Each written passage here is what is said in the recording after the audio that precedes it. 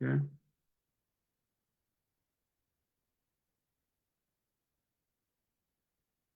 Okay, so I think we are good to go. We are good to go. Yeah, it's being streamed now. Okay, so let's set the agenda for tonight as our custom is. As our custom is, we'll set the agenda.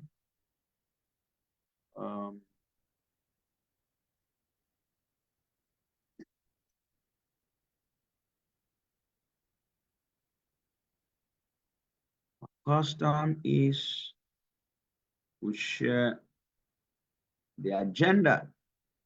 Okay, let's go. Let's get going. Yeah. So tonight, how to break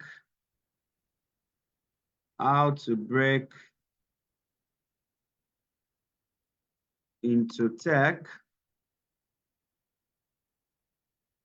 as a business analyst and Scrum Master. So first of all, I introduce myself to you. I am Yomi Omiyale, founder, Digital Consulting. Then I'll introduce Digital Consulting to you. Introduce Digital Consulting to you. What is Digital Consulting all about? Then why tech? Why break into tech? Why business analysis? Then what exactly is business analysis?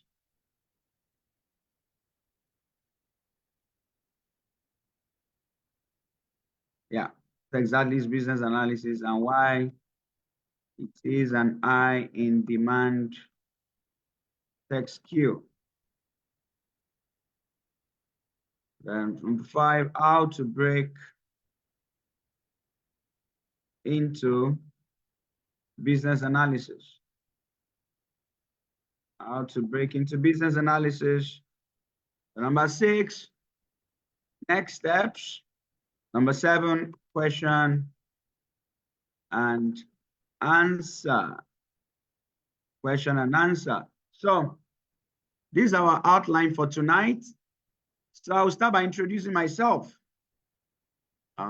Then tonight we'll have Abid Sadiq with us. Then we have Anthony Omeke with us. So I won't be the only one here taking us. So this personnel, resource personnel, will also be with us, right? It will also be with us. Right, so that is that for that.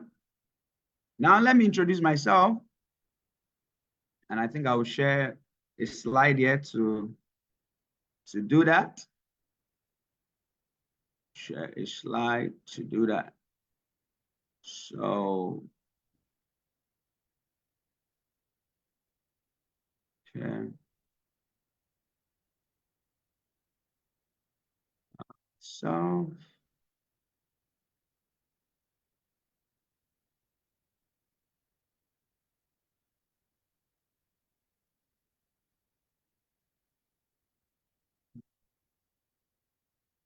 I'm Omiyale Yomi. I'm the founder of Digital Consulting, and we started 2019, 2020. And we've been around now for quite some time, helping people to transition to tech, helping individuals across the world, Africa, Europe, North America, helping them to transition to tech, especially people without a tech background. And that is what we have been doing all this while. So I want to just share this, with us.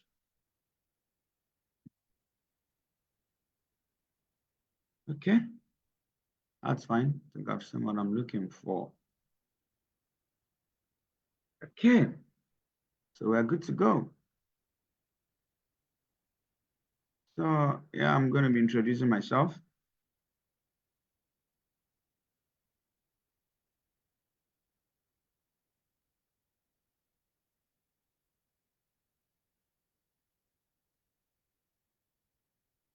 Okay.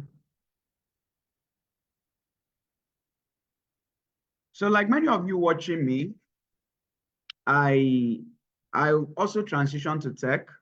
I used to work at a multinational Big Four tax and auditing firm, which is PwC Nigeria. And I was there from 2013 to 2018 as a tax and transfer pricing professional. By 2018 December, I got a job as a senior tax accountant with Oriental Energy Resources Limited. It's the largest indigenously owned Nigerian oil exploration and production company. And I was there for barely 12 to 13 months because the following year, which was 2019, I stumbled on tech. And 13 months into my job, I dropped my resignation letter, and I've been in tech ever since then. And that is why I've been very passionate about helping individuals to also transition to tech, especially individuals that are not really enjoying their job. So tonight's session is for people in the UK specifically, and many of the things I'll be saying will resonate with people who are living in the UK. So I'm a pastor. Currently, I pastor Household of King's Church, which is at Ojodubega, Lagos. I'm married. This is my lovely wife a couple of years ago. I love to travel. I'm a fun, loving person. This was at the start of the church. So describing me in one word, I'm a pastor. I'm a tech professional, tech trainer, and I'm into real estate development, right? So this was at the start of the church, right? So then let me share a few pictures of myself with you. Yeah, just a few pictures of myself. Then we'll go to Agital. We'll go to Agital. What is Agital and what does Agital stand for? What does Agital stand for? So let's get going. So this is me right here. My lovely wife, right there. Some programs here and there. So this was me in Dubai some times ago. This was as a real estate development program. So here I used to do, this was many years ago. This was before COVID, but I no longer do these kind of things anymore, right? Now I just sit down at home and I do these trainings. But here I was training tech professionals and enlightening them on the opportunities in tech. Same thing here, right? Okay, this was a church program, right? So what else about myself? Okay, so I have an Instagram page and you can find some inspirational posts there, some very uplifting and inspirational posts on the Instagram page. So let me take you there. Yeah. So let's get going. This is me, my page.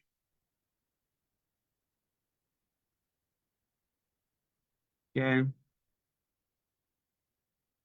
Will take you to my page, take you to my page. So let me share this with you. My page. Okay, so this is, so you can just check Yomi Omiale right? Or Omi Yomi. Check me out on Instagram and you get to know more about me and what I stand for. So that's that about me. Tonight is not about me, it's about you. So let's get going. Then let's talk about Agital. So I've introduced to you myself. That's out of the way. Next thing, Agital Consulting. What is Agital Consulting all about? So Agital Consulting is a tech training institute that started in 2020. And why did we start in 2020? Because I got the oil and gas job in 2018. It was a great breakthrough for me. Everybody was excited for me, right? But by 2020 February, I dropped my resignation letter and I call it quit.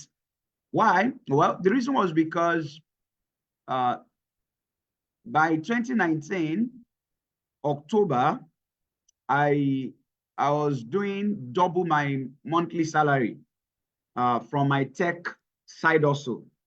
So I just reasoned that if I could be getting double how much I was paid doing my tech stuff as a side also, what if I dive fully into tech? So I just reasoned that there's no point. So I dropped my letter. And as I was making money in tech, I started to train people to do the same thing. As at that time, I had made money for like 12, 13 months. So I saw a need to start to train people on the opportunities in tech. And that is what bet Agital Consulting. So, and we've been around now since 2020 for 5 years. We have helped thousands of Africans and non-Africans in 3 continents, Africa, Europe, and North America, to transition to tech without a computer science background, without a tech background. I transitioned from being an accountant to tech. So, and I have many of my tutors who transitioned from biology, some from agric education, some from botany, geology, petroleum, and gas engineering to a career in tech. So we've had a lot of people who have done it, and you can also do it. So it's not a mystery. But don't just take my word for it. Let's find out a few things about Agital Consulting.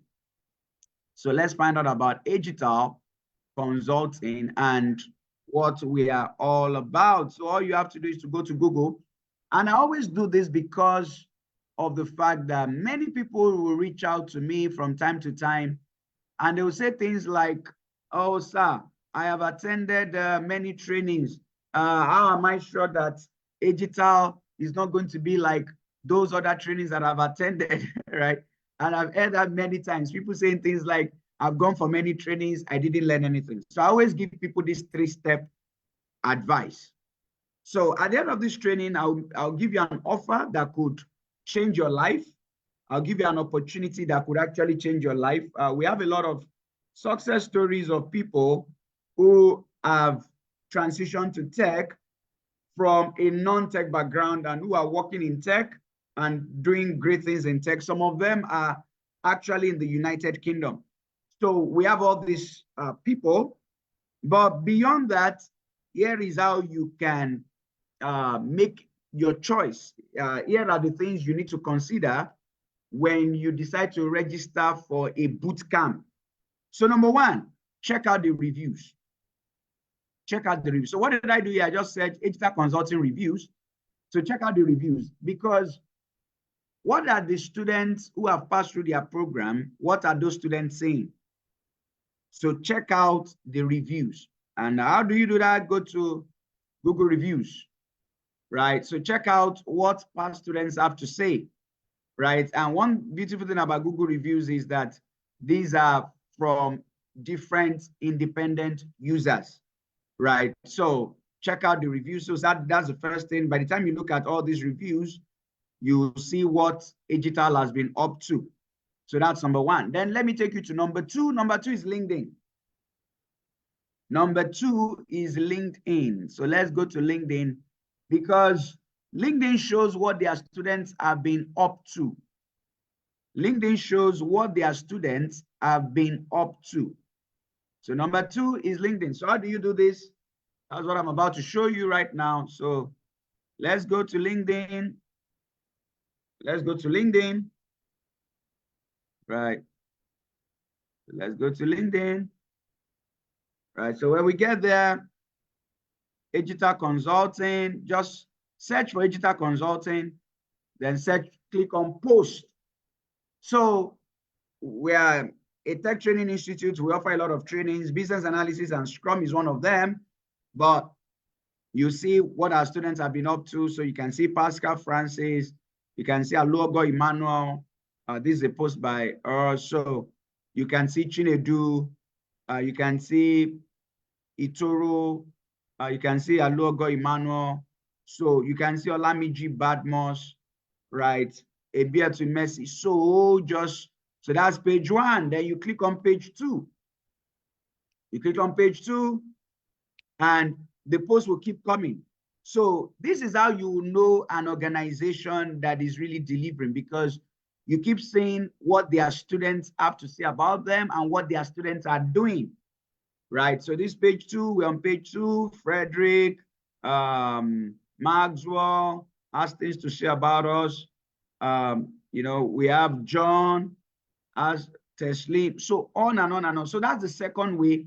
And this will just go on. Then you go to page 3, and that is how it just goes on. So you can see the activities of our students. You can see how productive they have been. You can see what they are doing, the projects they are working on. Some of them are announcing the certifications they've gotten. So this just goes on and on and on and on, right? So that's number 2. Then number 3, check out their profile, their social media profile, right? So check out their social media profile, and let's check this out. So digital consulting. So check out their social media profile, digital consulting. So let's do this. So here is our profile, and right here you can see what we have been up to. Just check out some of our activities. Check out on and on and on and on and on and on and on, and see our tutors. So this will give you a lot of information about the organization, and it will help you in your decision making. That is very, very important. Very important. So now let's go back. Where are we? Okay, we're not here. This is not where we were. So if you are with me, can I see your hands? If you are right with me, can I see your hands? Okay, a lot of people are with me. That's good. So we are done. We are done with this. We're done with digital consulting. So next thing is why tech? Why tech? Why break into tech? Why business analysis? Why? Okay. At this point, I would share a file with you. Why tech? Why break into tech? Why business analysis? That is very important.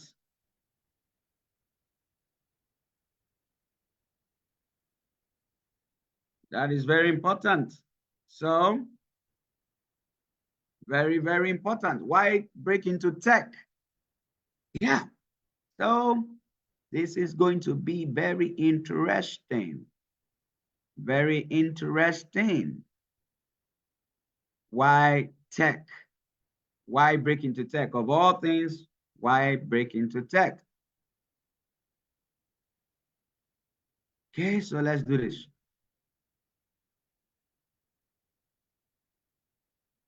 Now, the truth is, IT opportunities are abundant and the laborers are few. In IT, there's potential for remote jobs, flexible job schedules, freelancing, and a shortcut into making 6-digit income, right? So the IT opportunities are abundant. I will show you. There's a lot of potential for remote jobs, flexible job schedules. You can do contract jobs in IT. You can do full-time jobs. So there are just a whole lot of opportunities. You can never be stranded in IT. Now, it doesn't mean that it's for the lazy and you just lazy around. No. But when you put in the work, you will see the results. Now, number 3, no IT background needed. I'm going to say this 2 more times. No IT background needed. No IT background needed. I know you must have heard it many times, but that's just the truth. A lot of people erroneously think that IT is all about writing programs. Not true. As a matter of fact, 90% of IT job roles don't require programming. And that is not to say programming is not good. That is not to say programming doesn't pay well. But the reality on ground is that 90% of IT jobs don't require programming. That's just the way it is. Business analysis, Scrum Master, IT project manager, many of these roles, you don't need programming, and they are still tech roles. Interestingly, some of them still pay as much as programmers, right? So no IT background needed, no university degree needed. In the UK, your university degree is not what gets you a tech job. Maybe it's applicable when it comes to medicine, engineering, and the rest of it. But when it comes to tech, your university degree is not the game changer. It is not the game changer when it comes to tech. That is not the game changer, right? That is not the game changer, right? It's not the game changer at all. So no IT background needed, no university degree needed. More than 26% of IT workers don't hold a degree. Almost 49% of IT job postings in 2017 did not list a degree as a minimum requirement for candidates. No age constraints. No age constraint. You can start at any time. There is no age constraint, and you can start at any time. And I always like to tell you about the story of Bookie Wright. Bookie Wright is an ex-actress. I think she's trying to get back into acting now, or maybe I think into film production. But at the age of 44, Bookie Wright transitioned into tech. And today she's a senior IT professional in the US. I mean, at the age of 44. So for those of you listening to me who think that, oh, you know, I think this tech thing is for all these young guys, is for all these whiz kids, right? Not necessarily. In the field of tech, people don't care how old you are as long as you can get the job done. As a matter of fact, a lot of tech jobs are done remotely. So they don't even get to see you physically. It's about what you have upstairs. And aside from full-time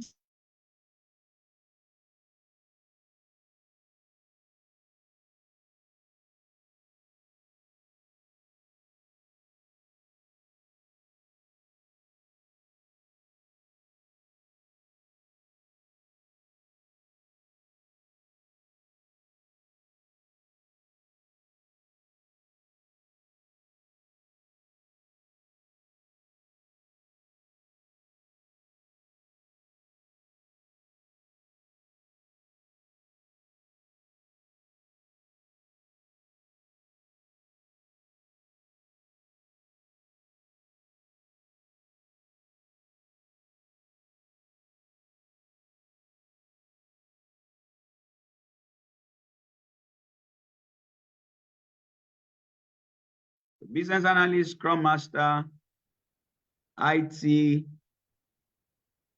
project manager. So those are the usual names, job roles that are quite common. So we are waiting for LinkedIn. So that is the beauty of tech. There are lots of job opportunities. Lots of job opportunities, and you don't need a tech background. So if you don't need a tech background, what do you need? What you need is the skill and the experience. What you need is the skill and the experience.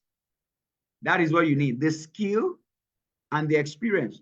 And at times people say things like, oh, but how do I get an experience when I'm just finishing a boot camp? Well, that is why projects are very important. Projects are very important. So in our boot camp, you will carry out one project from start to finish. But aside that, you will also have access to other projects, at least 3 other projects. So that means in 4 months, you have basically, you have seen 4 projects done from start to finish, 4 different kinds of projects, right? 4 different kinds of projects in 4 months. But you personally saw a project from scratch to finish, right? From scratch to finish, right? So, but we're still coming back to the project, and I think I'm jumping the gun. I think I'm actually jumping the gun, right? So, so business analyst. Now, tonight's training is for our students in the United Kingdom and Europe region. Sorry, United Kingdom and Europe. Right, so business analyst, United Kingdom. So if you're in Ireland, you're in Germany, you're in Poland, you're good. You're good. You're in the right place. Right, you are in the right place. So now, business analyst, United Kingdom. Let me reduce this. Let me reduce this to past week. Yeah, past week is better. So those, at least those are jobs that are still hot right here. Now, LinkedIn is one of the places. We have Indeed, we have Monster, we have Reed, we have Glassdoor, we have many of these sites and some other ones that I might not be able to mention tonight. So let's get going now. This was posted 6 days ago.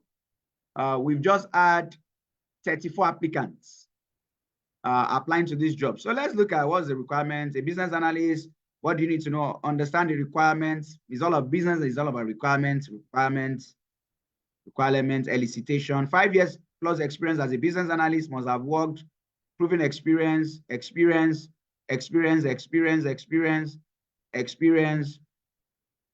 That's it. No master's degree, no university degree, no certification, experience.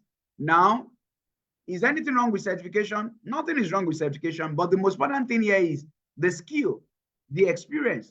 And like I said, you want to get the jobs, you must just have project experience. Project experience. So let's look at another one. Business analyst.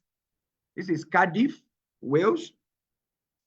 So this was 4 days ago, 12 applicants. 4 days ago, 12 applicants. Yeah, so we're good here. So what do they want? Okay, so business analyst paying up to £300 per day inside IR 35, based in South Wales, hybrid 6 months contract, blah, blah, blah. What you need to succeed: can learn a CRM quickly, capable of understanding, can figure this, what you get in return, what you need to know if you're interested. Bam. That's all. So these guys are even asking, are you ready to learn quickly? If you can learn the customer relationship management system quickly, you are good to go. So 12 applicants. Now, this is a senior role, senior business analyst role. These are a lot of applicants, over 100 applicants. This is 1 day ago. I think the salary for this one is cool. Salary for this is cool. Your role, work with this, work with business stakeholders, have responsibility, play a pivotal role. Your skills, supporting, working on user center, working in this, working on projects, this, understand the architecture, facilitate workshops. No programming there, no university degree there, no certification. Let's go on and on. Let's go on. Business analyst intern. I think I'll take 2 more. Right. So this is 9 hours ago. Of course, internship roles, there are a lot of applications. Now, let me say this. Let me also drop this here. It is easier for you. This might mess up your brain, actually. What I'm about to tell you might mess up your brain, but it's the reality. It is easier for you to get a mid-level role in business analysis as a Scrum Master than an entry-level role. Let me say that again. It is easier for you to get a mid-level role requiring 3 to 5 years experience in business analysis than an entry-level role. Now, why? Because there are fewer entry-level roles and there are many applicants applying to entry-level roles, and there are fewer of them. Most organizations are not looking for entry levels. Most organizations are looking for individuals who have acquired the experience elsewhere, and they are coming to the organization to impart the experience. Even though in the United Kingdom, we have all this policy around encouraging apprenticeship, encouraging internship, yeah, but business is business, my brother. Business is business. So most organizations are not really looking for interns or apprentices. Yeah, they have to do that based on the policy of the UK government, but they are more interested in people who have experience, people who can get the job done. Now, that takes me back to the question many of you will ask, which will be, so I don't have 3 to 5 years experience. Like I said, what you need is the skill and the project. Once you have handled projects from start to finish, it is equivalent of having experience. At the interview, now I'll tell you some of the experience of our students who have gotten business analysis jobs and some of our tutors who have gotten business analysis jobs, that you see, when they get to the interviews and the student is like, okay, yeah, like, I don't really have so much experience, but I've handled this project, I've handled this, I've done this, I was a project manager on this project, I was a business analyst on this project, and I supervised this project from inception, conception to implementation to deployment until the product went live. At that point, the interviewer stopped talking about where you worked. They are now interested in the project the student handled. They are interested in the project the student handled. So that is number one. Number two, once you have acquired business analysis training, Scrum Master training, once you have acquired this training, the interesting thing now is that previous work experience that you have done, even if it is not in core business analysis, even if it is not in core project management, it still has elements of project management. Because, for instance, if you work in the bank as, let's say you were in the bank and you work there as a branch manager, right? You have done project management. You have made use of Scrum, even though your job role was not project manager. Or you worked in an organization and you guys were having end of the year party, and you were part of the organizing committee for the end of the year party to ensure that everything was done well. You have done project management. You have used Scrum. It is part of your work experience. That is also, but you need proper training so that previous experience that you've acquired, which is not in core business analysis, now that you've acquired the business analysis skill, the business analysis methodology, you will be able to mirror that into business analysis. And you will go for interviews and you will demonstrate sound knowledge. So I'm saying all these things so that when you see all this job, you don't think, oh, 5 years experience, oh, like they say, knowledge is power. Knowledge is power. So let me just take one more, and once I take one more, that settles it. That settles it. So this was 4 days ago. What you bring, right? Okay, let me look for senior business analyst. Okay, let's look for this junior business analyst.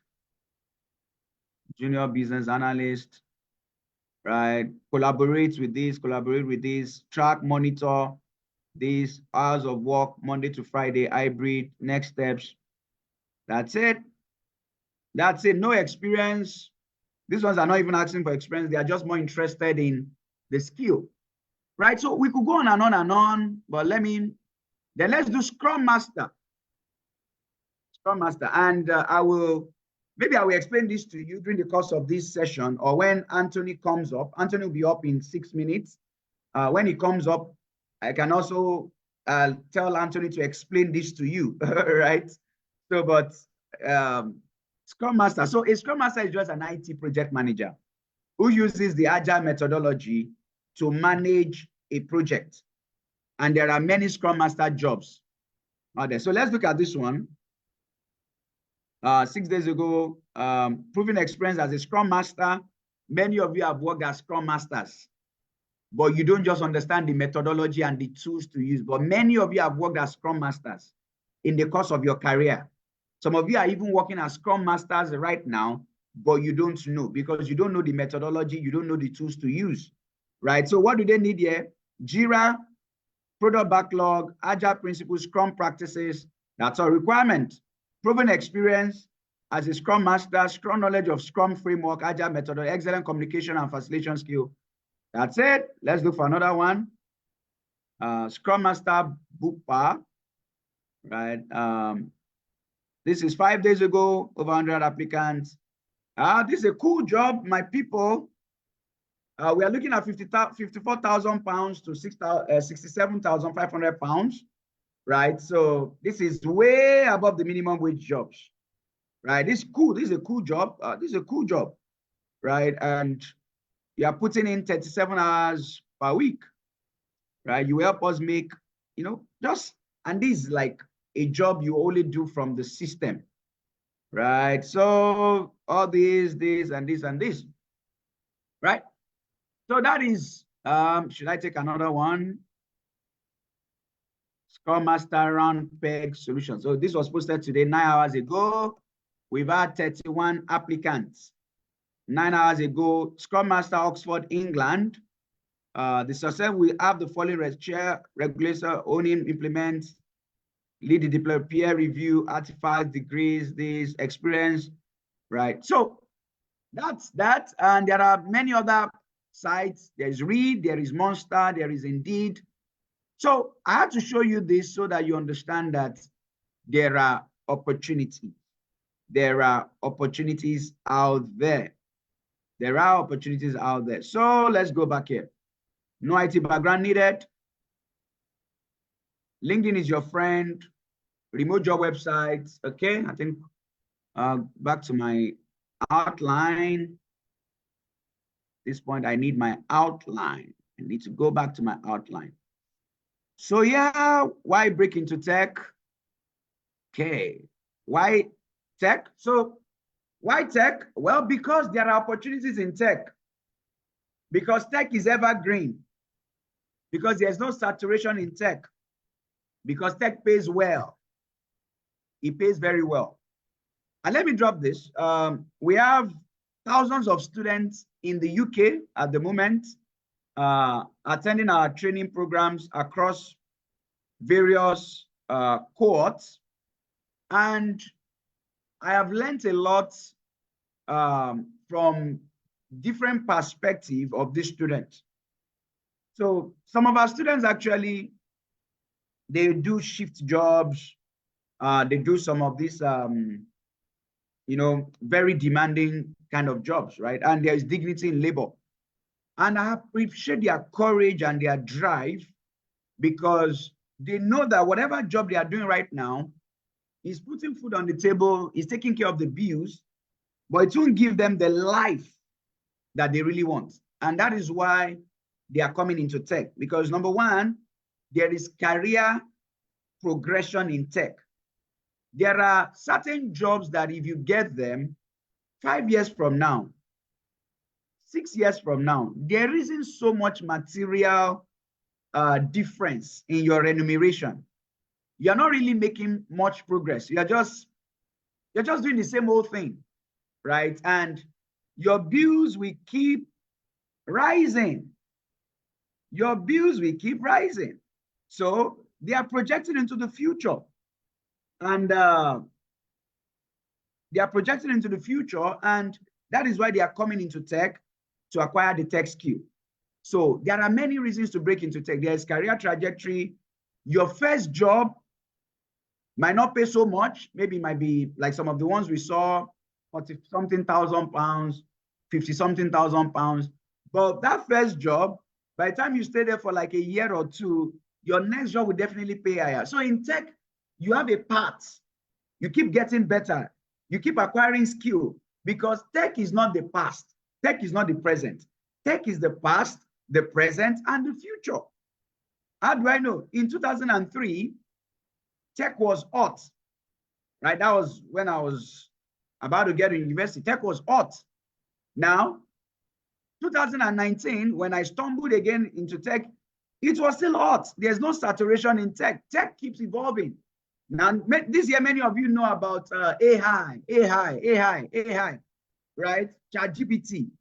In the next 4-5 years, another kind of technology will come in. Now, from AI, now we are now, moving into the realm of deep fakes.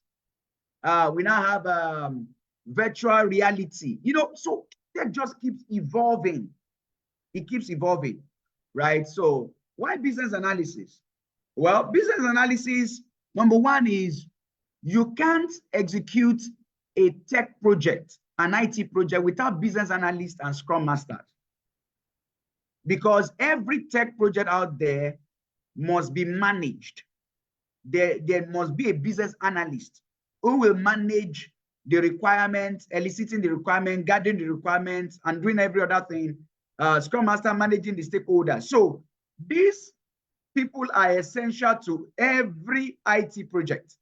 And because IT projects will not end. If you have a softwares are being updated, you need business analysts, you need Scrum Masters. They are not the programmers, but they manage the process. So that is why business analysis is so crucial. It can never run out of demand. As long as there is IT, there will always be business analysts and Scrum Masters. Always. And number two thing is because business analysis it has a low barrier of entry. If you acquire the skill, you acquire the knowledge, you can easily break in. It's a low-hanging fruit, quick to break in, right? So I think at this point, I need to bring in Anthony. Let me check. Anthony. Anthony should be here. So, and let me check. Do I have Anthony here with me? Okay, right. Anthony is right here, so I'll bring him in now. Okay, so Anthony is right here with us. Okay, so let me, yeah, good. So I'll make you the host now so that you can share your screen and share your face so we can see you. Yeah. So hello. You're welcome. Yeah. Yeah. Good to see you. Hi. Good evening, everyone. Glad to be here. Good evening. Yeah. How are you doing? I'm well, thank you. Great. Yeah. And how's work today? Great. Okay. I've been on course. I just resumed back and I see. great. I see. So it's good to have you here tonight, and the students and myself, we are really excited Bro. to discuss this with you. So the first question we have tonight is, can you just describe your journey into tech and into business analysis, especially how you got your first job? Many of those listening to us tonight are people without tech background who also want to transition into business analysis. So you could just walk us through your journey. Yeah. Thank you very much, Yomi. It's nice being here again, and it's a privilege to speak to this community. I believe one thing I tell people is that whether you can break through, whether you can do it or you cannot do it, you are right either way, if that's what you think.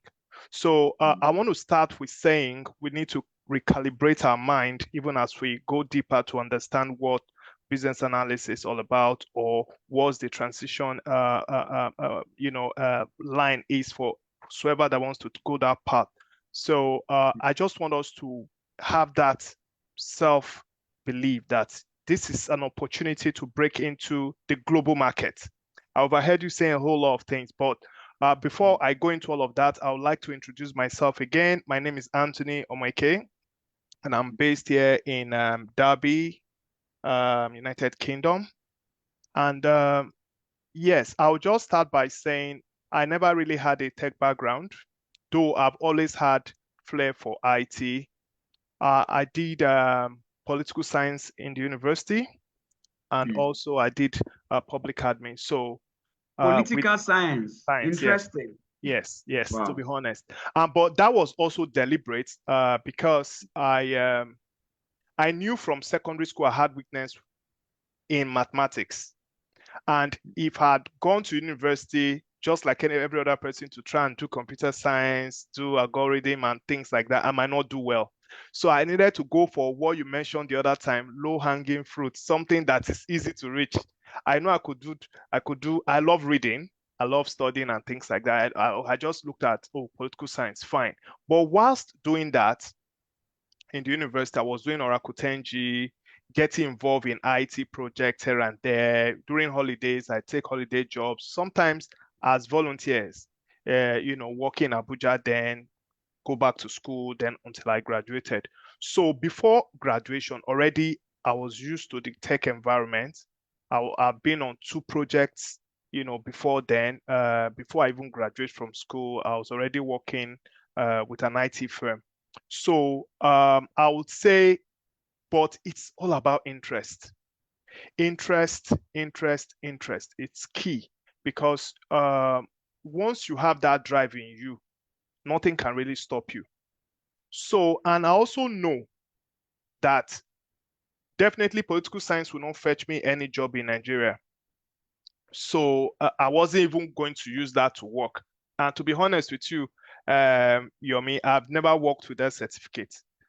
I think some time ago I was looking for it in my house here in the UK. I don't even because I've never really used it. I'll come to also in the UK why certificate is not really like a big deal. It's about your skill, it's about your experience, it's about how well you are able to use what we call transferable skills. So it doesn't matter if you're an accountant here, if you're a banking and finance graduate, if you're a lawyer, it doesn't matter. The industry, you will also come what we call industry and industry experience, which will also be a plus for you as a business analyst.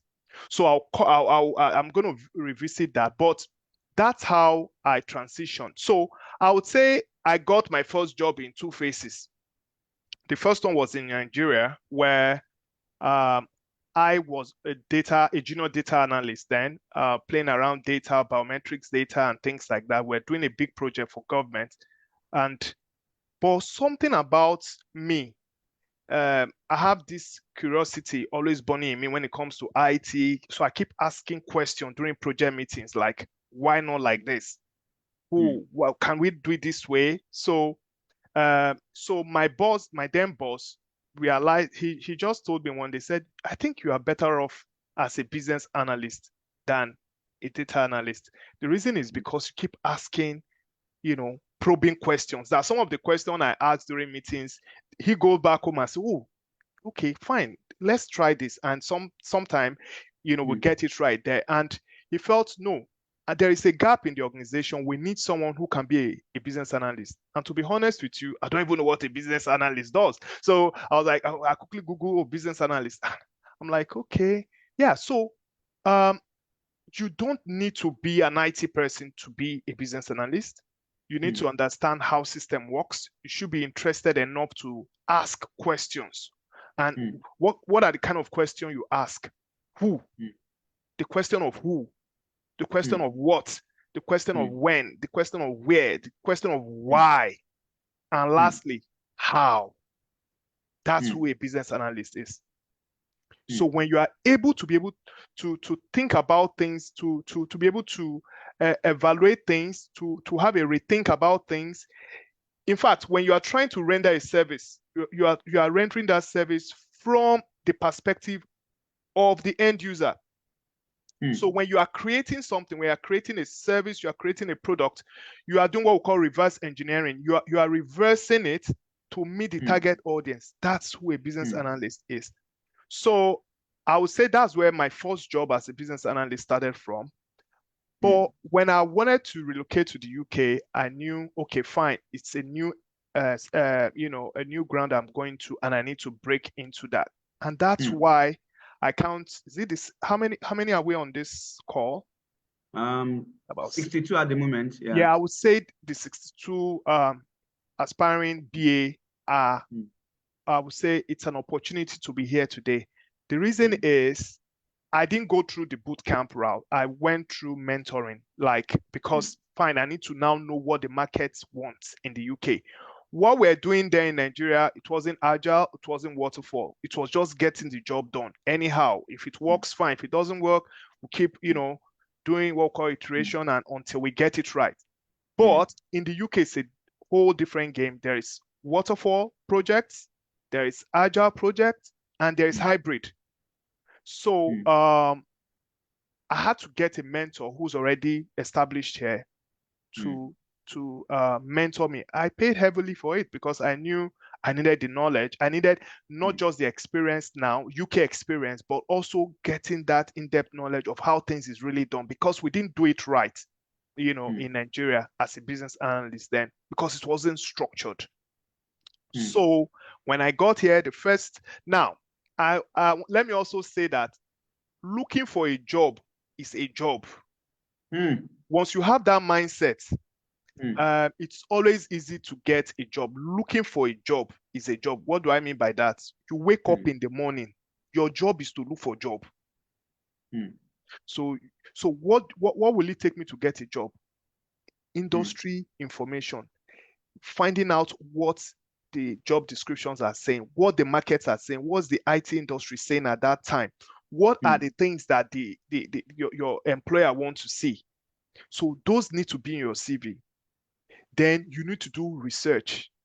Then I have to say this, as business analysts, you do more of talking, thinking, talking. That's communication skill.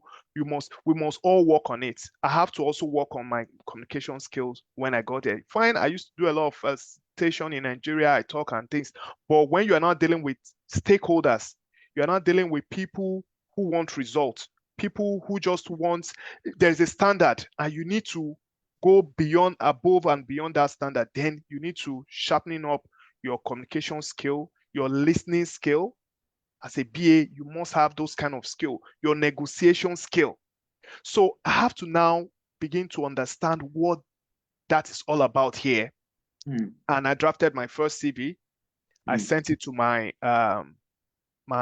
mentor, and he said, "This is good." But in the UK, I'm just trying to spot out. You need to be very big on details. So in the UK, we use S for maybe customize, you use S for organization and not Z. She said, no, you have to change that. That's for you to know how in-depth that mentor was. And that's what we need. Someone who will look through to be sure that you get everything right. And say, Anthony, with this, you should be able to get something. And I went for my first interview. And my first interview, if I were the interviewer, I won't employ me. Wow. That means I didn't do well. That means I didn't do well, right? Yeah. So because I was just fidgeting, though I was able to say what I have done in the past, but I couldn't align the industry template here, which is using the STAR approach to answer your questions. What is the STAR approach? Talking about, if they ask you, tell me about the project you've done. They're asking you about the situation that warranted the project, the task you did, the action you took, and the result. So that's one question, but you should give 4 answers. But so if you give 3 answers, you give 2 answers, you are still not there. So I have to go back to the drawing table and find out, okay, fine, I can actually do more than just giving a STAR approach. I can add something like L, which is lesson learned. So this is not just me talking about how I did a project. Also the lesson I learned while doing the project, I can then imbibe that and present. So, and I think I did better in the second interview or a couple of interviews, but they reached back to me and said, we want to hire you, but we want industry specific BA. Now, that's where an accountant was better than me that time as a BA. So they need someone with stage experience. but a BA. So if you're an accountant here and you have Sage, you would have gotten the job then. They would have taken you over me then. And I said, I've not done Sage before. I have no experience. They said, just need someone with that experience, that have that understanding how Sage works. So if it was Power BI, if it was any other software, I could have just said, oh, if it's SQL, I'll say yes, I'm the man for the job. But so that goes to tell you, no matter the experience, no matter your background, it doesn't really matter. There will be something in you, in your qualification, your experience that will be needed to become a BA. So I went back. The industry people have worked for will also help them in getting jobs later on. Yeah. So and this organization is a very big organization in the UK called Boots, very massive. So they called me, they said they love me, that what will happen is only when they don't get someone with Sage experience. That's when they'll call me back. So, well, they never got to call me, but and I got other better offers later on, because and now the offers I got were the offers that has to do with my Nigerian experience. So if you think until you get to the UK before you get UK jobs, or you get then we'll be getting it wrong. You'll be never marking yourself underrate down. your Nigerian experience. No. In fact, that's always my selling pitch. Data migration project I did for IPPIS. Oh, blah blah blah. We did data cleansing. We did how we gather requirements. And they love that story. They love the way how it went. And some of them even want to go back to to go and check what the project was all about and be like, oh wow, it's a massive project. So no matter, so one thing is also very important. You should be able to tell your story. I cannot tell your story the way you would tell it. You have to be passionate about what you are selling. So it's like as if you are branding yourself. That's what getting a job is all about. Nobody knows who you are until you say it. Now, I will now share a secret with you. So 50% or sometimes 60% of the job description is not what they don't need it. So if there are 10 job descriptions now to say you must be this, you must do this, some of us have not done everything we've been taught about BA. We've not done it in our life. There are people. I have colleagues with NHS that works in other industries. When I tell them what I do, they'll be like, "We've never done that before," and they've been there for 5 years.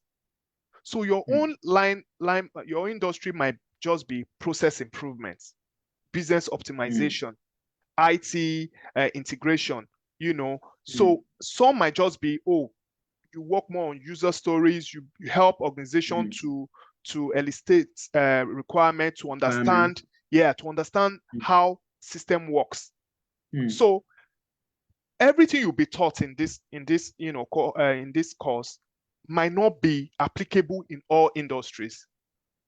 There are some organizations here, law firms need BAs. What they need BA for is different for what the health sector would need BA for. It's different for what my organization, for example, or education department, or works and the rest. So all they just want you to be able to do is to highlight that, okay, you even understand what these are. Now, if you cannot talk, if you are not ready to express yourself, the BA job is not for you, because you need to be able to sell yourself. Now, what they want is they are skeptical about people who knows the job but can't express themselves, in the sense that they can, they need you to be vocal. Communication is key.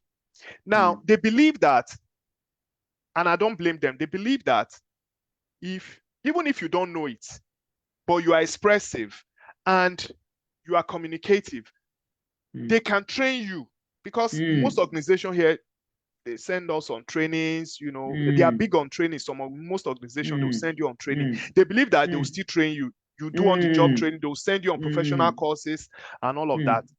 So they just want you to be able to communicate, stakeholders management.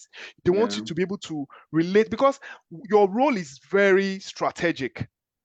You are the gatekeeper. You are the one between the business and technology. You midwife both. Yeah. So they need you to be able to, because for example, now between the technical and the non-technical, so you are like a bridge. So you must be able to communicate the technical to the non-technical guys, the non-technical to the technical guys. Yeah. So if you can't communicate, then you are not. What's the point? Yeah. So if, for example, if okay, so we all believe Bill Gates is a tech guy, blah blah blah. Bill Gates is just someone who has the right people to getting the job done for him. True. He knows how to write codes, but he doesn't write codes. Not anymore. He's closing deals. He's closing deals. So everything we do today, including this Zoom app we are on now, has elements of gathering the requirement to understand what this should do, the functionality of this system.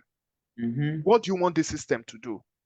How many people, scalability, accessibility, the non-functional aspect of the system, what do we need it to do? How many people can we accommodate at the same time on this? When Zoom started, when Zoom went haywire during COVID, you couldn't have many people at once, but later they have to do what we call upscaling, and they have to now scale up to be able to do so many features that we are seeing today.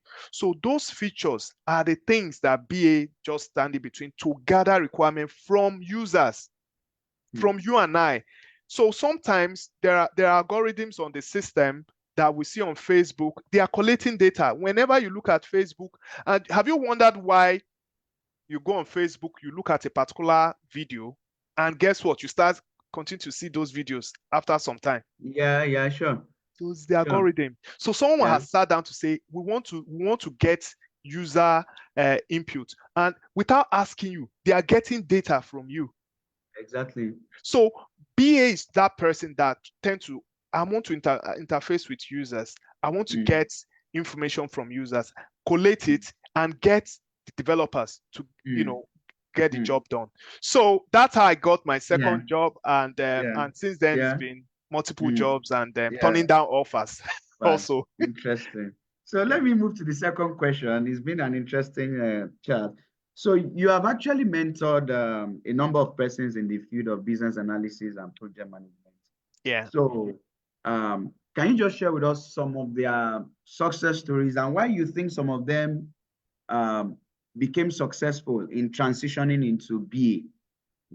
Thank you very much. So I've mentored people here and maybe a few people in Nigeria, but majorly, to be honest, my attention has been here because we've had influx of people coming to the United Kingdom in the last 3-4 years, and most of them they've got skill, but again, the environment, they are not sure what to do. So they tend to want to look down on themselves. First of all, you need to start building confidence back to say, no, you've worked in the bank, you can't go below that standard. You need to be able to do something better. You've worked, in civil service in Nigeria, you should be able to do something better. So those I've mentored are those who, first of all, felt that there is need for that career switch or transitioning into BA. Some will even come to you and say they don't even know what to do. So there are people who came as a blank canvas to the UK, not sure of what to come and do. Yeah. So once we identify them, we see them there and say, okay, what are your skills? What are the things you've done in the past? Oh, I used to be a teacher. You're a teacher, but you had stakeholders. Your students are your stakeholders. Your principal is your stakeholder. The parents of your children are your stakeholders. These are the people whose expectation you must manage. So you've got stakeholder management skill. You've got conflict resolution skill. So the things that we look at, big language, big grammar, jargons, and things like that, sometimes can be granular things that things you and I do. So once I identified their skills, we now sit down and say, okay, you want to transition into BA. Now we've identified this and that. Let's begin to put all those together. Have a CV that can pass through what we call ATS. ATS is applicant tracking system. Yeah, because here in the UK, nobody will sit down and be going through CV. So the organization comes up with job description of what they need. Then your CV should be able to match it. There's a scoring for it. Your CV should be able to score maybe 80 over 100, 90 over 100. Before we finish today, I should be able to tell you some of the software. Okay, let's assume you want to become a BA.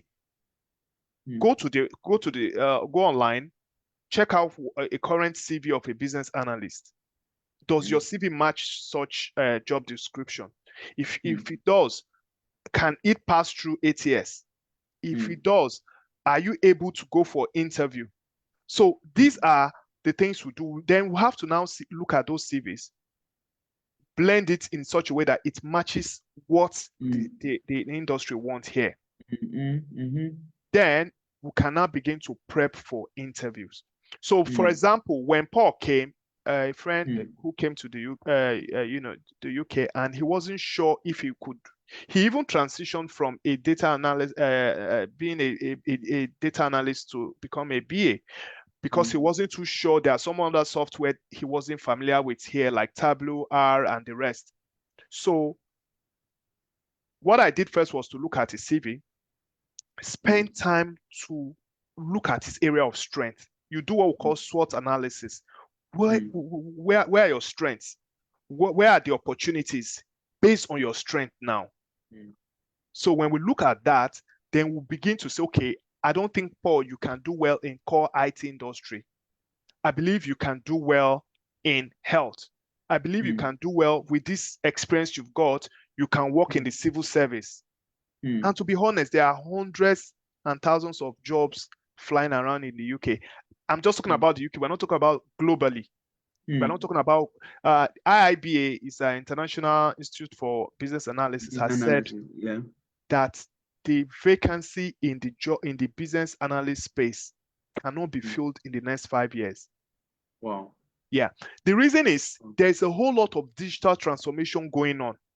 Organizations are moving very fast. Innovation is not waiting for any software to another software, from one technology to another one. And there's no software you build, be it in health, be it in agri. Now they use drone in Canada to supervise agriculture sector, to plants, to do so many things. So these are emerging technologies, and technologies that are moving with the speed of light. They need business analysts to be able to map the current state and be able to map the future state and the gap in between. How do we fill in those gaps? Are we talking about technology gap? Are we talking about knowledge gap? Are we talking about skill gap? These are where business analysts come in. But if you know that you have that drive to learn, to be curious enough, this job is for you. And there is a huge gap. When I mean huge gap. So we'll look at those CVs. Once they are good, begin to prep them through interviews, kind of likely questions. And once you get those questions right, how to answer questions, how to, comport yourself during interview. Because again, they don't like people fidgeting. So they don't like it. They want you to be confident. So I'll put it this way. Even if you don't know, even if you are giving the wrong answer, give it confidently. So they know that, oh, you got it wrong, but there is this thing about you that they want. That's the confidence, ability to be able to manage people. Because you'll be dealing with people. If you'll be managing stakeholders, you can't be someone who's not confident. No. Yeah. No. But again, we can build it. We can build it.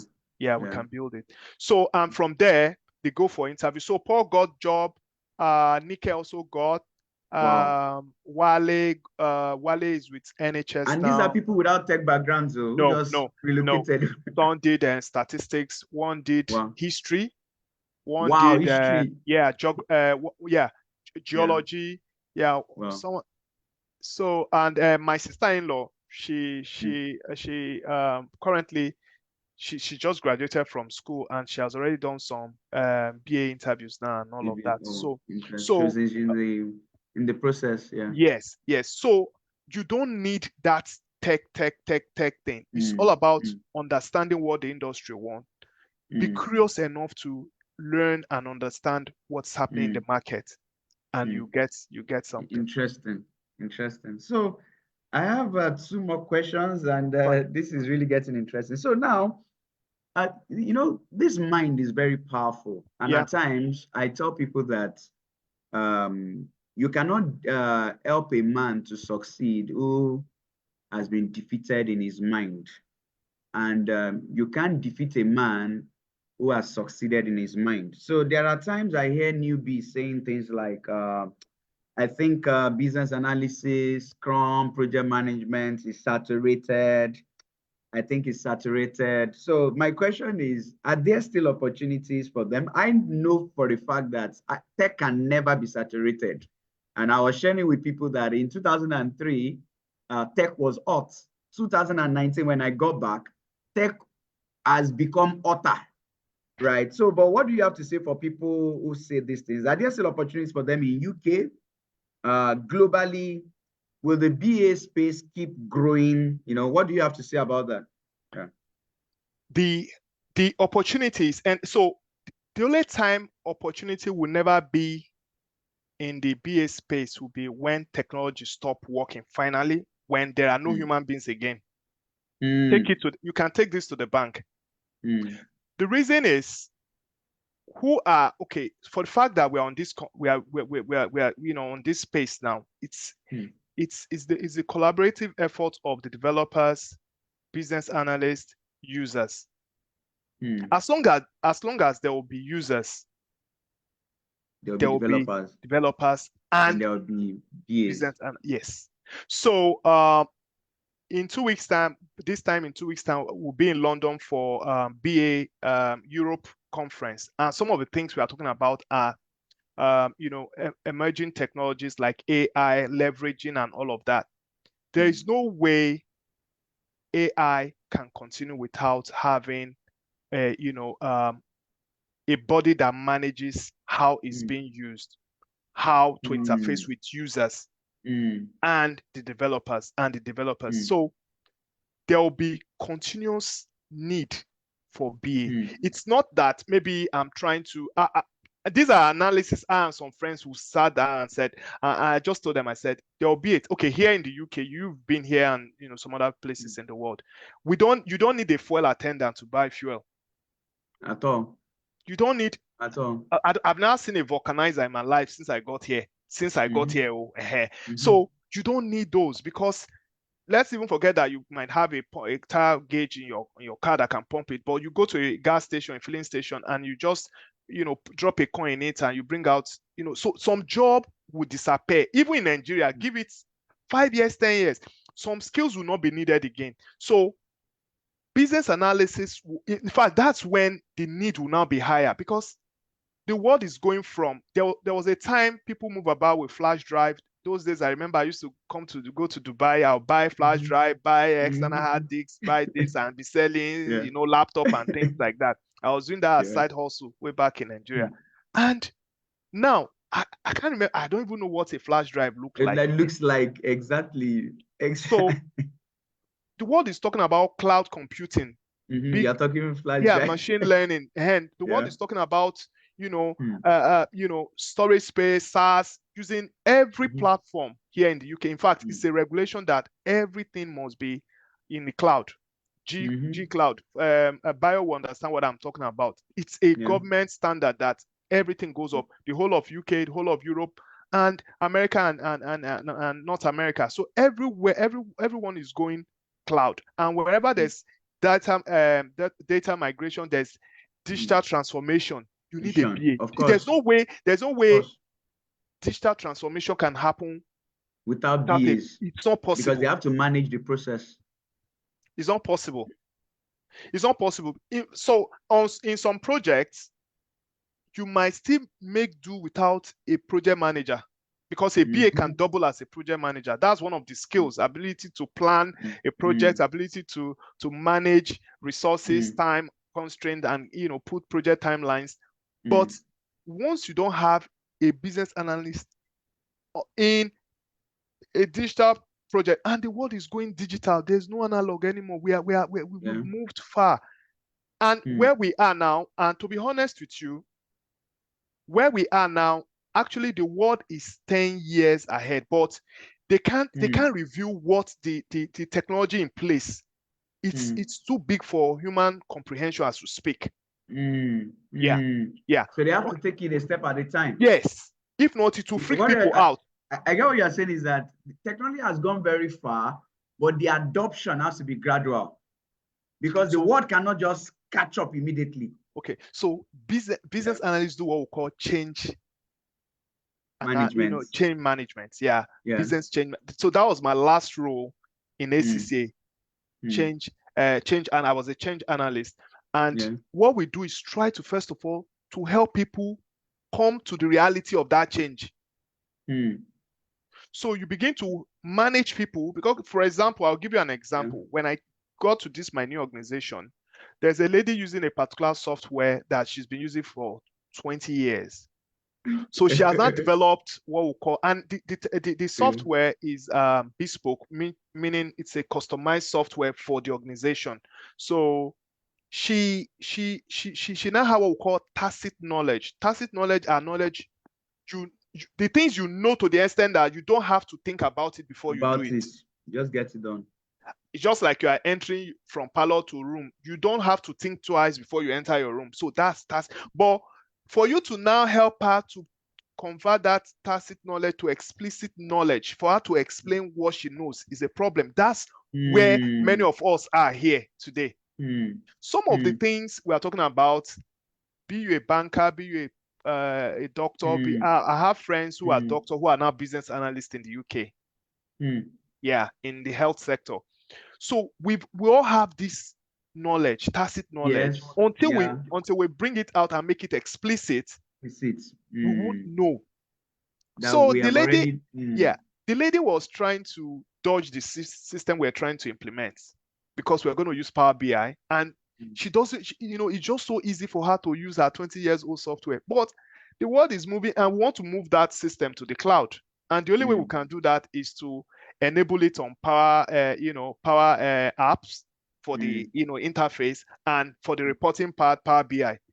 She didn't want. So she won't tell you straight she doesn't want, but she was frustrating the project. So I realized as a business analyst, I had to engage her. I needed to know what her fear was. Initially, I didn't know. She will not tell you she doesn't want it, but she doesn't want it. So I have to now get what we call buy-in from her, manage her expectation, begin to release what she's to expect through what we call show and tell sessions of the new system gradually, so that she can comprehend. Because if you give it to her like that, the new system, she'll fight the change. So change culture, changing people, and so those are part of what BA does. Interesting. So my final question, it's been a very interesting one here.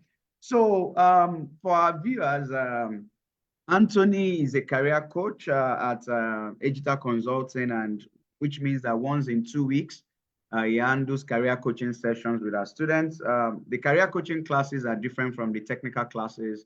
Career coaching classes is to help students to navigate the job market and things around CV, revamp, interview prep, LinkedIn optimization, career networking, opportunities, and the rest of it. So soft skill development. So it's once in 2 weeks, and he's in charge of that for your batch and your set. So Anthony, I just want you to tell the student what they should expect from your career coaches. I know they know there's a lot in store, but you can just put some words to it. What should they be expecting from you at the career coaching sessions? To be honest, the first thing I will want to do, I want to help these wonderful people to do, is to build their confidence. Okay, and I'm not trying to be cocky here. These people are not better than us. So, to be honest.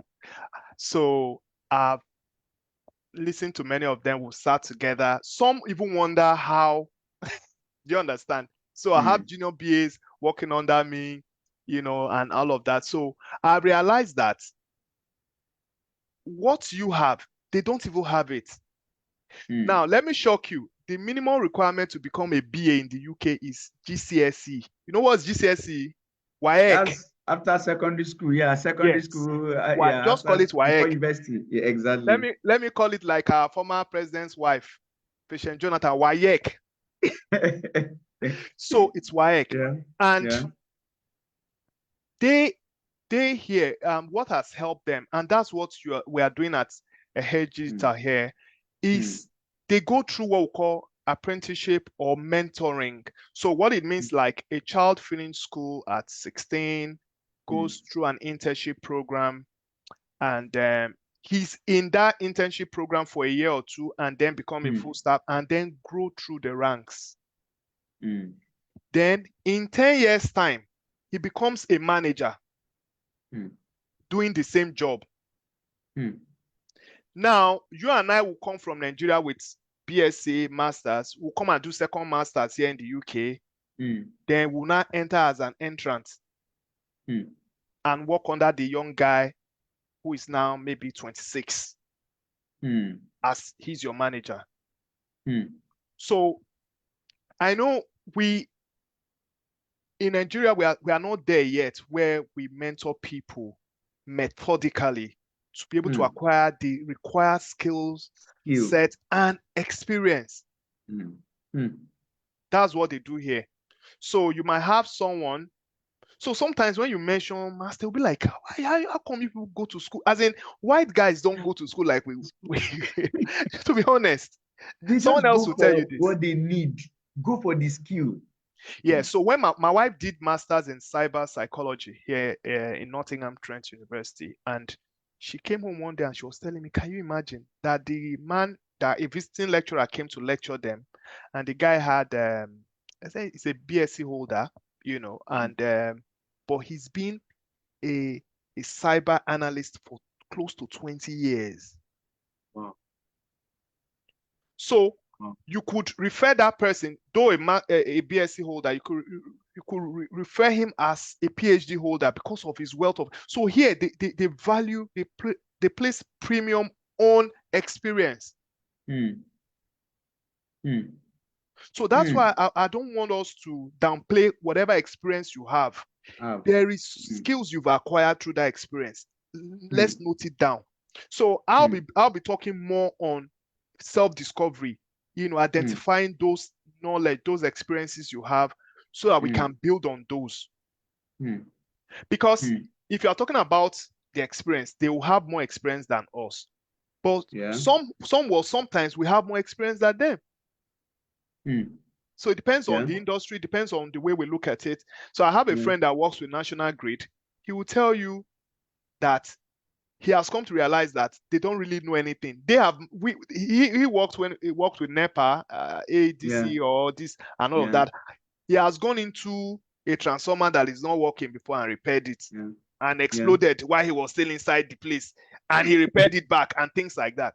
So they don't have things like that. You understand? So we need to be able to document our experience, our skills methodically, and be able to tell that story in a way that is compelling enough for us to get hired. So I'll be doing that. Then I'll also be we'll be looking at CVs. We'll be talking about I'll be mentoring on how we can present ourselves, on how we can present ourselves, on how our CV should present us. So your CV presenting you is different from the way you now present yourself. Sometimes they look at your CV and there's only one thing they see, they want to have discussion with you. So ability to spot what they are looking out for. So if they put out a job role with 10 job descriptions, like, you must have this. So I'll be able to tell you if this is health, they are looking for someone with maybe a health background, or someone with information, data analysis and things like that. I'll be able to tell you that, considering, the market here or the industry here. So those are things I'll be doing. I'll also be looking at talking about how you can answer questions in a way that will make them want to hire you. And the things that the ATS, the applicant tracking system, we want to see. So I'll be able to tell you that, and we'll look at the current job in the UK. We'll look at the opportunities even beyond UK, and also be able to signpost you to where CVs can be and websites where we can put in job. I know many of you are familiar with CV Library, Indeed, and the rest, but there are other job there sites. There are many more that are not that prominent. Yeah, a whole lot more. Interesting. Yeah. Wow. Thank you, Mr. Anthony, but we have to let you go now. So, so it's been a wonderful time with you. Thanks for your time. Really appreciate, and we'll see in the career coaching class. Great. Yeah, and regards to the family. Thank you. Bye for now. Bye. Bye. Yeah. So Abid should be joining us now. Abid. Okay, people. I think Abid will join us shortly. It's been a wonderful chat with Anthony. Right. So while we wait for Abid to join us, let me just run you through, because we don't have so much time on our hands. So I'll quickly run you through the program and what we have for you at the program. So I'll do that in 10 minutes. I'll do that in 10 minutes. So we can, yeah. So 10 minutes, we'll run you through. Okay, so let's just do this. So how does it work? How does it work? Okay. Oh, what's this? So the program is starting while I'm waiting for this to load. The program starts next week, Monday. It's a 4-month program, but the beauty of the business analysis and Scrum Master program in Digital is that the program does not end. The program doesn't end. So what do I mean by that? So the technical classes holds Mondays and Thursdays. It is the technical classes that ends, right? So Mondays and Thursdays, 7 p.m. to 9 p.m. And that goes on for 4 months. It's a project-based training. So it's not just theory and theory, no. So you'll actually execute projects during the course of the 4-month program. So you will supervise a project from conception to deployment and implementation, right? So it's a project-based training, because if you are a BA or you claim to be a BA, you must have projects below your belt. That is very important. So you must have projects below your belt. Now, but it is the 4-month program that ends. The career coaching classes does not end. Let me say that again. The career coaching classes does not end. So the career coaching classes holds weekends, Sundays, every 2 weeks. And like Anthony said, the career coaching class where you have CV revamp, LinkedIn optimization, how to apply to job, career networking, interview prep, building your portfolio of projects. So we all do that at the career coaching classes. So career coaching classes does not end. It goes on till you get a job. Even after you get a job, you can keep attending career coaching classes, because you still need on-the-job support. You will need on-the-job support. So that is very, very important. We always have to say that the career coaching classes does not end. That is important. Now, one thing about classes is that classes are recorded and the replay is made available. So even if you miss classes, which I would advise that you don't, but all classes are recorded and the replay of the classes are made available for you to watch, right? They are made available for you to watch. So if you are still following me, can I see your hands? Can I see your hands if you are still with me? Can I see your hands?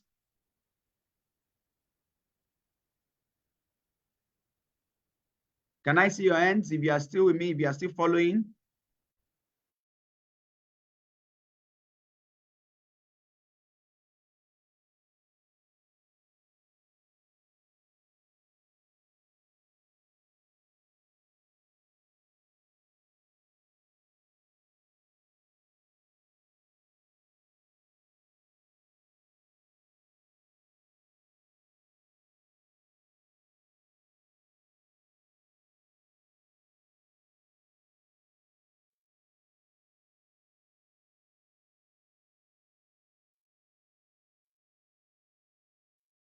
If you are still following me, can I see your hands? I need to be sure if you can still all hear me. Can you all hear me? Can I see your hands?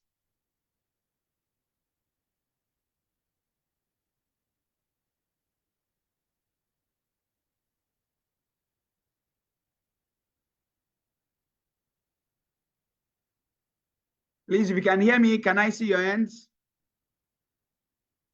Okay. So, okay, so I think I'm still on. It's funny that.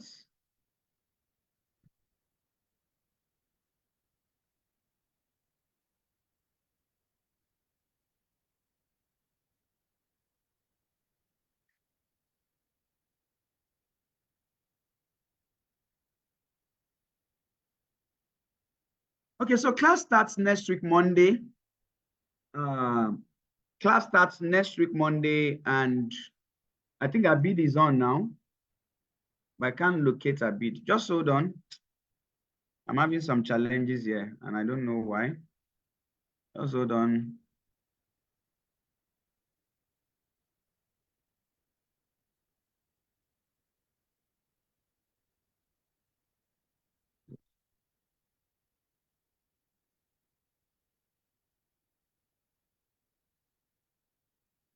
Hold on, people. I'm trying to sort out some things here. I don't know why this is happening.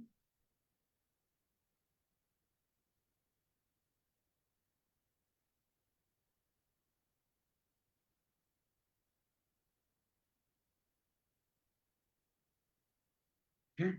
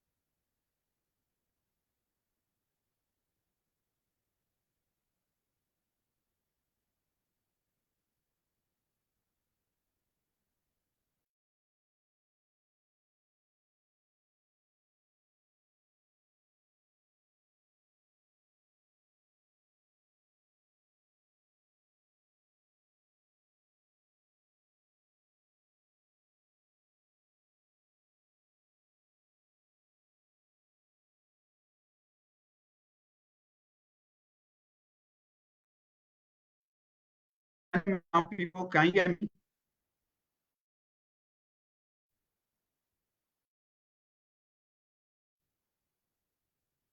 If you can hear me, can I see your hands?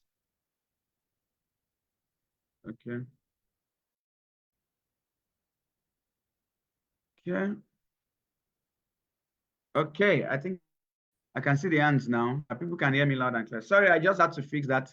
So Abid will be joining us now.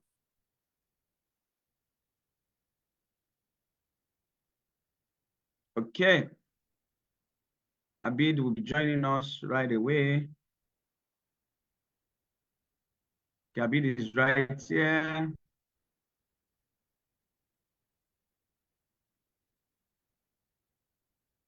Okay. So Abid, you're welcome. You are the host now, so you can share your screen. Perfect. I'm with Yeah. you, and I can hear So you I loud can't and hear clear. you yet. Okay, very good. So I can hear you now. Right. So how are you doing, Abid? Yes, I'm very well, How thank are you doing you. today? How are you? Okay. I'm doing good. Sorry, we took time before we could bring you on. We had a long conversation earlier. Sure. So tonight, let's talk about uh, the UK job market in September. Uh, so how is it looking like in September, and why do people say that there are always jobs in September? for those of us watching, Abid is a technical recruiter. He's a career coach at Digital Consulting, but he's a technical recruiter. He has worked at Microsoft. He has worked at LinkedIn. He has worked at Uber, Teradata, and many other organizations. So we are welcoming Abid to tonight's session. So the first question is, what's going on in the UK job market at the moment, especially for tech? And why do we have a recruitment boom in September in the United Kingdom? So over to you, Abid. Many thanks for the great introduction, and thank you for having me once again. Always a pleasure. Yes, so let's dive straight in with the first question, and let's try to unpack that as much as I can for you. So, yeah, essentially, I've been in tech for many, many years now, working with some of the largest companies on the planet, essentially. And you're right. There is a bit of a boom in tech, as always, around this time of the year. Um, I did manage to get the last few minutes of your previous contributor as well. And just to echo what Anthony was saying as well, just in regards to the tech market, there will always be roles in technology. I think that's absolutely true. The tech market is booming, but let's try and unpack the reasons as to why September in particular is a good time and why people may see more jobs than they normally do around this time of the year. So a couple of reasons for that, and I'll try to go into a few of them in a little bit more detail for you. So the first one, September, of course, in the UK coincides with the end of the summer vacation or the end of the long 6 week holidays that we have in the UK. So many schools will break up from around the end of July all the way through to August. So they have the full month of August, and then they tend to go back around the first week of September. So this week will be sort of the end week here in the UK of the summer vacations. Now, as summer ends and people return from holidays, there's always a new renewed focus, I should say, on work and productivities around the workplace. Companies resume full operations with a complete workforce, and this is something which perhaps a lot of them haven't done for the last 6 to 8 weeks. Purely because if we unpack that a little bit further, many of the employees in many companies will also be parents to school children. So the reason why a lot of companies haven't had full productivity for the past 6 to 8 weeks is because the school children are on holiday. So it makes sense for parents to book their annual holiday, their annual vacation around that particular time.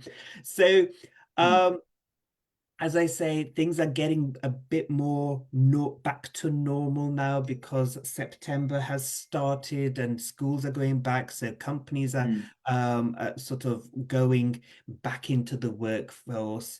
Full operations are resuming, which leads to increased momentum. Of course, you've got a full staff, and then, there's lots more opportunity for bigger projects and bigger investments to come through the door as well. It's the whole sort of ethos of, having that right culture, having that right momentum. And if the momentum is right, the company is moving in the right direction. If the company is moving in the right direction, they want to do more. And if they want to do more, they need to hire more people, right? We're talking about projects and investments, and this links in quite nicely as well, in the sense that for a lot of the American companies in particular, their year end is normally the 30th of June. So the 1st of July is normally the beginning of their financial year. So lots of new budgets have come into force. Lots of companies want to, invest in lots of other strategies and lots of other things as well. So there's also that aspect, that the fact that, as a hiring manager, finance could turn around to me and say, okay, you know what, we've got budget now. You can hire those 2 members of staff that you've been wanting for the past 10 months. No problem. We've got the budget for it. So there's a little bit of that. There's a little bit of, increased finance, and also that's increased finance, as I say, because budgets are normally up until June. So 1st of July is normally a new budget fiscal year. But also some of the companies that are in the UK that run budgets, their financial year is oftentimes coincides with the financial with the calendar year. So for some companies, their financial year started on the 1st, and for some companies who operate their financial year according to the calendar, their financial year is about to end. So they've got September, October, November, December. They've got 3 months. So within that 3 months, they're rigorously going through their finances and thinking, okay, we might have overspent on this, but we've saved X amount, thousands of pounds on this. In fact, because we've saved that money, we can hire more bodies. So it's a mixture of that as well. And along with people going into work, working full speed as well. And then you've got the financial year targets as well. And also another factor is that a lot of companies have their offsite meetings around this time of the year as well. Or their annual AGM meetings, so annual general meetings happen around about this time of the year, where the whole company will get together, they will talk new ideas, they will talk about further development, and sometimes people are just keen to get those programs off the ground. And of course, the best way to do that is, as we say, strike while the iron is hot. Strike while those ideas are in your mind. Strike while you've got exclusivity on this idea before other companies come into that. And that falls on the back of having the AGM around about summertime, where the weather's much more nicer. That's another factor, in fact, believe it or not, because when the weather's nice, a lot of people tend to have their annual general meetings around this period. So obviously that's a trigger for them to meet. And when, lots of heads meet, they come up with bigger, better, brighter ideas. And then some people just want to work on those ideas straight away. Yeah, thank you for that, Abid. Because of our time, we'll take one more question from you, right, so that we can wrap up tonight.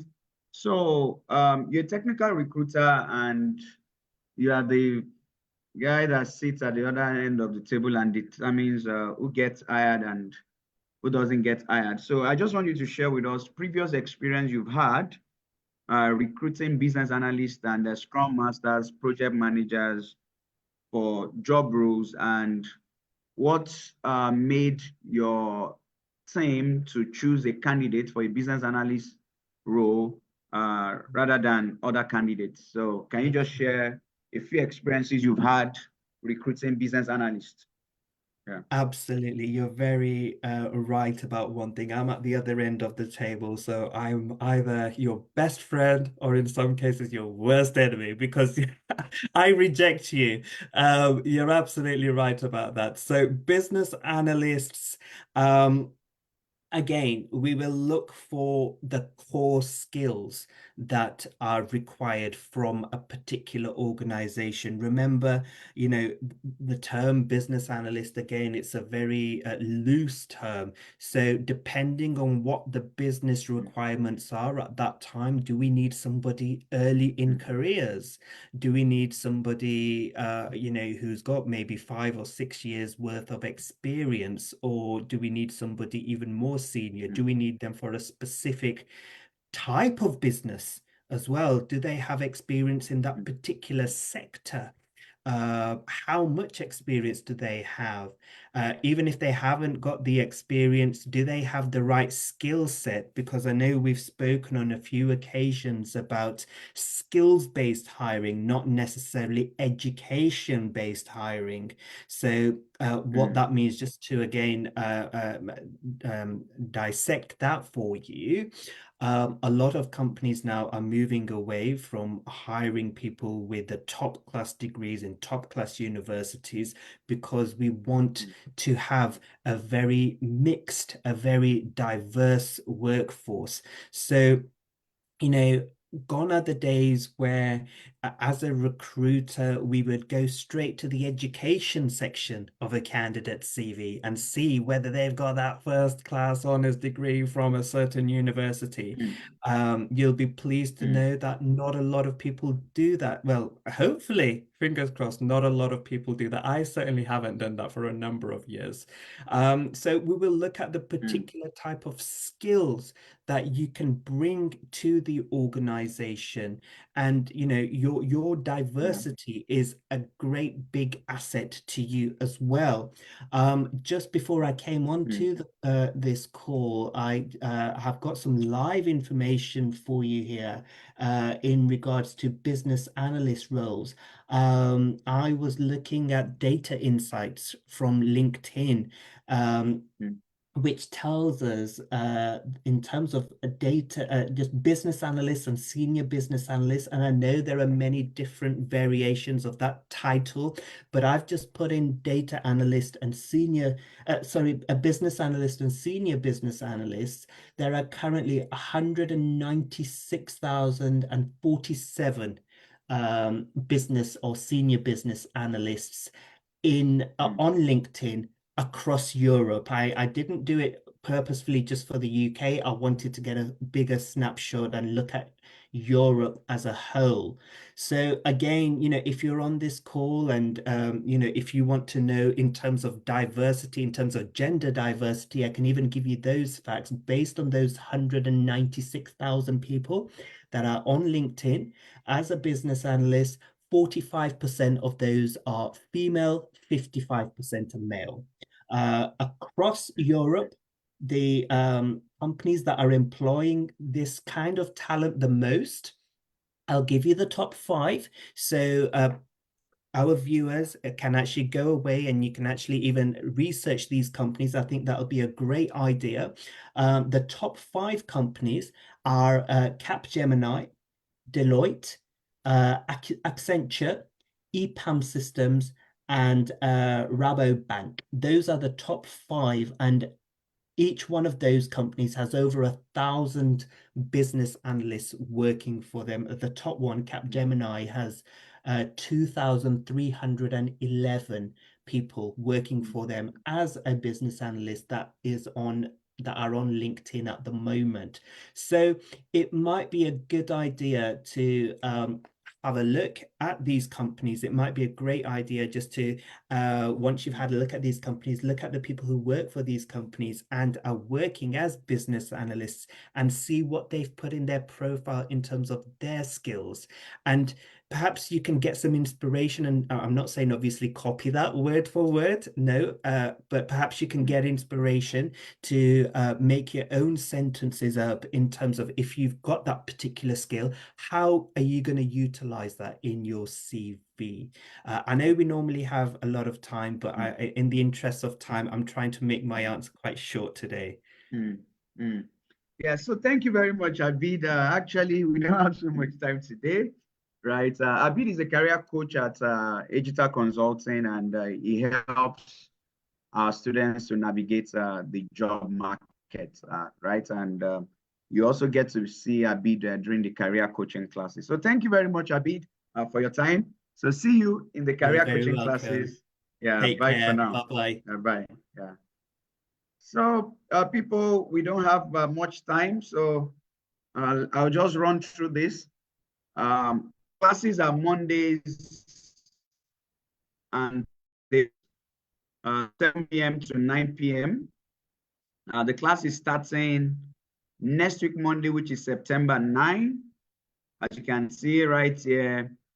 And the registration also closes next week, Monday, September 9. So if you can register between now and then, you are good to go. Classes are recorded. The replay is made available. As I speak right now, the brochure is being dropped on the group, both the course outline and the faculty profile, the profile of our tutors. You get to see them in the brochure. Career coaching classes holds twice in a month on Sundays. And I've already explained what career coaching is all about. So like we said, the technical classes, I call them technical and project-based classes. It's for 4 months, right? 4 months. And during these classes, you're not just learning and learning, you're actually building projects. You are using tools and you are handling a project from inception, from conception to deployment and implementation. But career coaching never ends. Career coaching never ends. So take note of that. Then the program is actually very cheap. It's a promo at the moment. It goes a one-time payment of 300 British pounds, or if you are doing two-time payments, you can do 200 British pounds now, and you do 170 British pounds by October 7. Payment is via Stripe, and the Stripe link will be dropped on the group, right? So, and that's it. See you in the class. Let me see if there are any questions, right? So, something about the fees, right? So it's one-time payment of 300 British pounds. And if you want to pay in Naira, you just do 600,000 Naira, right? 600,000 Naira, right? So that's it. We use a conversion rate of 2,000 Naira to a pounds, right? So, and if you are doing 2 times payment, you do 200 British pounds and you do 170 British pounds. Don't worry, the brochure will be shared on the group. The brochure will be shared on the group, or is being shared as I speak, or before I'm done, you will see the brochure, right? Before I'm done, you see the brochure. So what else? Do you have any other question? If you have further questions, so yeah, if you have inquiries for registration, inquiries and registration, chat up, WhatsApp.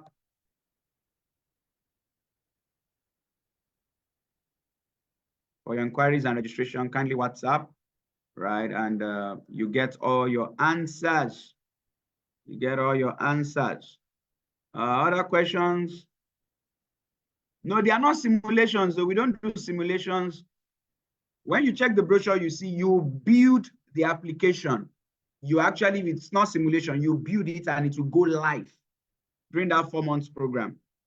So you build it and it will go live during the 4 months program, right? So that's it. You build the application and it goes live. So that's how it works. That's how it works, right? So that's how it works, right? So I have 2 minutes. 2 minutes. Does anybody? BA is different from Scrum, but we teach the two. So you learn the two. You learn both Scrum and BA. You start with BA and you learn Scrum. So that's it. You learn the two during the 4 months program. So we have 2 more minutes to go. Does anybody still have any question? Does anybody have any question? So that's it. Classes starts next week, Monday. Registration also closes next week, Monday. Classes starts next week, Monday. Registration closes next week, Monday. I have a minute to go. Yes, they are. They are part of the instructors. I can see that you've seen the brochure already. Yeah, so we have Mr. Oludayo, we have Mr. Lasisi, we have Mr. Anthony, we have Abid, myself, right? So that's the faculty for business analysis, right? So that's the faculty. Does anybody have any other question? Any other question before we call it a day? So I think we are good to go. So see you in the class. If you have any other question and inquiry, you can WhatsApp this number. Can we know the tools and topics to be covered? It is right there in the brochure. The brochure is being uploaded on the group. Right. So thank you for your time. Do have a wonderful time. What's the total cost for the program? 300 British pounds. If you are doing instrumental, you do 200 and 170 British pounds. So thank you for your time. Bye for now. Further questions, just drop it on the group and we'll take it from there. Yeah, we've exceeded time. Bye for now. You can WhatsApp this line or you can drop your questions on the group and all your questions will be responded to. Bye for now. Bye.